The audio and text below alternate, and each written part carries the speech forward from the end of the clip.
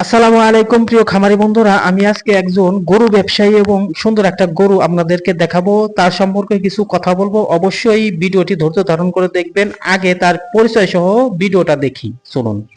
আসসালামু আলাইকুম দর্শক, আমি মোহাম্মদ লিটন আলী। আমার ঠিকানা পাবনা জেলার ভাঙ্গড়া থানা চৌবাড়ি হারোপাড়া গ্রাম, লামিয়া ডেয়ারি ফার্মের মালিক আমি। বছরের 25 সালের বছরের শেষে একটা 25 লিটার দুধের 100 জার্সি বিক্রি করব। কোনো দর্শক ভাইদের পছন্দ হলে আমার সাথে যোগাযোগ করে নিতে পারবে। একটু আগে বাচ্চা হইছে? একটু আগে আধা ঘন্টা হয়েছে ভাই। আচ্ছা, কি বাচ্চা ভাই?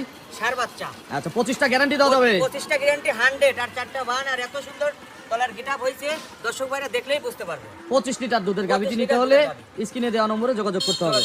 বন্ধুরা, আমি যে বিষয়টা নিয়ে কথা বলতে চাচ্ছি, আসলে আমাদের দেশে পেঁয়াজ, রসুন, আদা, চিনি ইত্যাদি নিত্য প্রয়োজনীয় জিনিসের দাম বেড়ে গেলে বা সেগুলোতে ভেজাল করলে আমরা কিন্তু সেটা নিয়ে চিল্লাচিল্লি করি, আন্দোলন করি।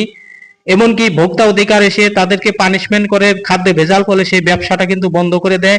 ভুল তথ্য দিয়ে, ভুল ইনফরমেশন দিয়ে এবং দ্রব্যমূল্যের অতিরিক্ত দাম নিলে সেইখানে কিন্তু পানিশমেন্টের ব্যবস্থা আছে। কিন্তু এই যে গরু ব্যবসায়ীরা যারা গরুর ব্যবসা করেন, গাভী ব্যবসা করেন, বিশেষ করে তারা যে সাধারণ ক্রেতাদেরকে ঠকিয়ে লক্ষ লক্ষ টাকা হাতিয়ে নিচ্ছে, এখানে 100 টাকা 50 টাকার বিষয় না, এখানে লক্ষ লক্ষ টাকার বিষয়।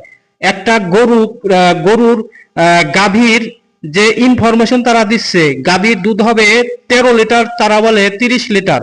একটা গাভীর দুধ হবে 15 লিটার, বলে 35 লিটার। এটা যে শাস্তিযোগ্য অপরাধ।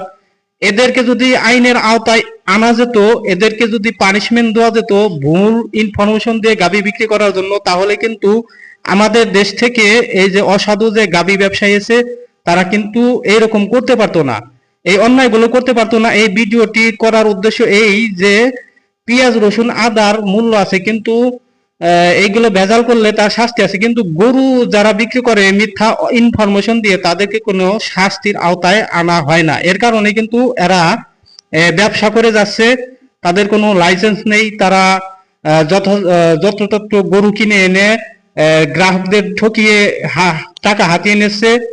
এই বিষয়গুলো আসলে কর্তৃপক্ষের যারা আছেন তাদের এই বিষয়টা দেখা উচিত। আসলে আমি আপনাদের সামনে এই ভিডিওটা নিয়ে আসলাম শুধুমাত্র আপনাদেরকে সচেতন করার জন্য। ভুল ইনফরমেশন যারা দেয় তাদের থেকে গাভী কিনবেন না। গাভী কেনার সময় অবশ্যই যাচাই বাছাই করে কিনবেন। আর ভিডিওটি ভালো লাগলে অবশ্যই লাইক, কমেন্ট, শেয়ার করবেন। সকলকে ধন্যবাদ।